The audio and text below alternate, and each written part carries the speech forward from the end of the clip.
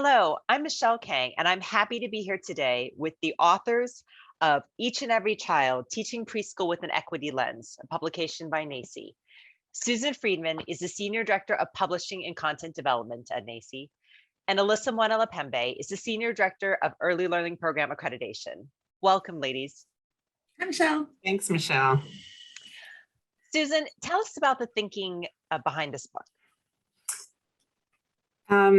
Well, really the inspiration for this book was the NACCE position statement on advancing equity, which was being worked on as we planned this book and published around the time of the publication of this book. And we were thinking about how to make the position statement come alive for early childhood educators, both teachers in the classroom and center directors and those thinking about professional development, and how in a practical way people could make connections to the statement in their everyday work. And so we thought about key areas that were important for educators to think about as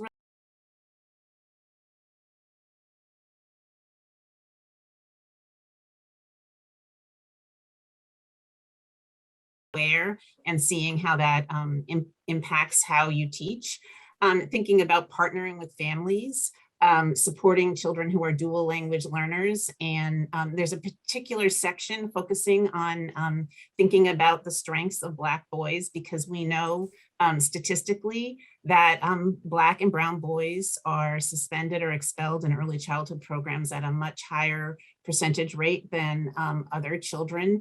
And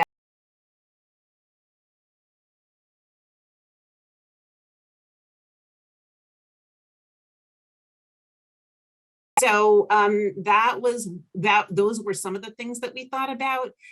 We also looked at Teaching Young Children, which we published. It's NACCE's magazine for preschool teachers. And we had been addressing some of this content. And so the book is made of excerpts and republication of reworked Teaching Young Children articles, which are very practical. They're ways, research-based ideas that teachers can implement in the classroom and really think about. They're very accessible. And so that was another thing that we were thinking about in creating this book, is how could we look at what NACCE had already created, and then there were some topics that hadn't been covered on gender and some other topics. And so we did reach out and create some new content, which was subsequently published in Teaching Young Children as well. But ultimately, it was the idea of a really practical resource to help educators implement the ideas in the Advancing Equity position statement. Thank you, Susan. That's great. Alissa, how can educators utilize this book as a guide to engage in conversations about equity in their own settings? So just like Susan just referenced, this book is extremely practical. It has great, not only stories and lessons learned and told by educators that are working with children currently. There's great additional questions and answers that you can dig into as a group at the end of each chapter. So one of the things that I always recommend with programs that are thinking about their exploration of this topic is to use that book as a study guide. I think it would be really easy for educators and groups or program leaders to offer this to their staff and read the book together and go through the questions together as a group. It's great professional development opportunities that are built in and packaged right there for you. I also think about consultants and trainers that work with programs across the country. What a great starting point for them to build their own professional development opportunities. I think one of the best ways that educators can learn together are through professional learning communities or communities of practice. And so being able to build your own community of other educators, of other leaders that are interested in these topics as well, with the book as the jumping off point for your own professional learning community, I think could be a really powerful way to use the resource. And I'm seeing that happen in many places across the country. One of the great things that I think has happened over the past year, even though it's been a trying year in a lot of different ways, is that these conversations around equity are happening more often in more thoughtful ways, and lots of groups are really trying to take stock and figure out how can they begin this process. So I really believe that Each and Every Child is a great way for anyone to begin their own process of exploring topics of equity and inclusion. Thank you, Alissa. It's great to hear that this resource has been utilized across the country, and we hope that it will be helpful and useful for folks. Susan, what do you hope will happen in equity conversations in the field of early childhood education? Well, I'm really hoping that educators will start engaging in conversations and thinking about equity in their schools and their programs and their communities, and also self-reflecting on implicit bias. We all have them, but sort of thinking about that. I hope that this book will serve as an entry place for some educators to start doing that. We cover a range of topics by a wide range of contributing authors, and I think that there are lots of ways in which teachers will read the table of contents and find something that resonates with them, be it related to math, dual language learners, challenging behaviors. There's all kinds of topics that we're hoping that people will connect with, think about how that connects with equity.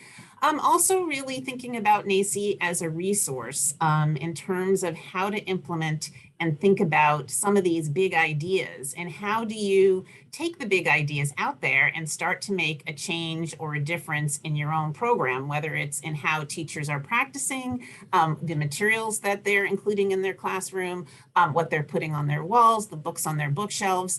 NAEYC is a resource for educators to enter in at many different points of the process, whether you're seasoned, we have resources for you, and if you're just starting to think about. So I think that this book connects to advancing equity, but if you look at the DAP position statement, it also really connects to developmentally appropriate practice. And we have many resources that will help teachers think about this, connecting to the advancing equity position statement, and also thinking about the revised developmentally appropriate practice position statement. And how do you start having conversations about equity? And how do you start having conversations about context and supporting each and every child in your program? And we hope NAEYC resources will be a great source of information and guidance. Thank you, Susan. Alissa, from your perspective working with programs, what are you seeing happening in the field, and what do you hope for the future? So I said before, I think these conversations around equity are just becoming more commonplace. I love being able to log into Hello, our online discussion platform, and seeing educators asking questions about how they can engage in these conversations, not just with each other, sometimes with their administrators, and how they can begin to bring some of these topics to their program, you know, when they're working from a classroom. I think that we're only going to see this happening more as people continue to get engaged in this content, they continue to get engaged in their communities. On the early learning program accreditation side, we have some standards and items that speak directly to being able to welcome each and every child into your classroom and into your program. And so I look forward to continuing to shine a light on issues of equity in our early learning program accreditation, in our content, in our conversations with programs across the country.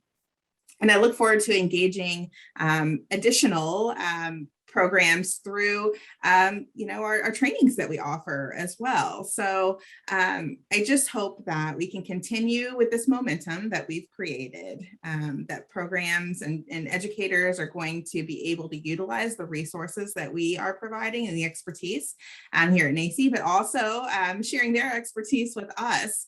As I am out in programs and talking to educators, I'm always just really amazed at the thoughtful, amazing work that they're doing every day, and we learn from that as well. I know in our early learning program accreditation program news that goes out monthly, we try to highlight programs that are doing really amazing work in their classrooms, and so those are the sorts of stories that we want to collect and gather from our accredited programs so that we can share them outside with others.